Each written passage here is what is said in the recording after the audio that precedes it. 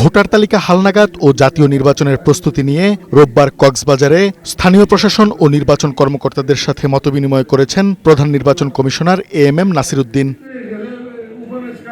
এ সময় তিনি সাংবাদিকদের জানান, জুনের মধ্যে ভোটার তালিকা হালনাগাদের কাজ শেষ হবে। সিইসি বলেন, সুষ্ঠু ও নিরপেক্ষ নির্বাচন আয়োজনের লক্ষ্যে কমিশন কাজ করছে। 16 লক্ষ মৃত ভোটার তালিকায় আছে। Can you imagine?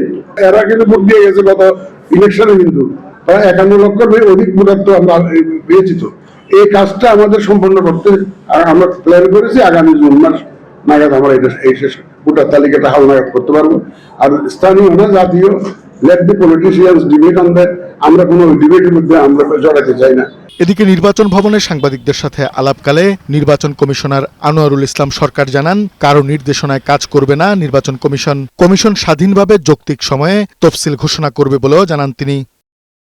অন্যদিকে জনপ্রশাসন মন্ত্রণালয়ের সিনিয়র সচিব মুখলেসুর রহমান জানিয়েছেন, বিগত নির্বাচনের দায়িত্ব পালন করা জেলা প্রশাসক যাদের বিরুদ্ধে আর্থিক কেলেঙ্কারির অভিযোগ আছে তাদের বিরুদ্ধেই ব্যবস্থা নেওয়া হবে।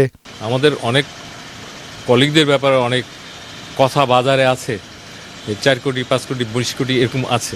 যদি দেখি যে সত্যি সত্যি ঘটনা আছে, শুধুমাত্র সেই কেসগুলো আমরা দুদকে পাঠাবো। It's not general.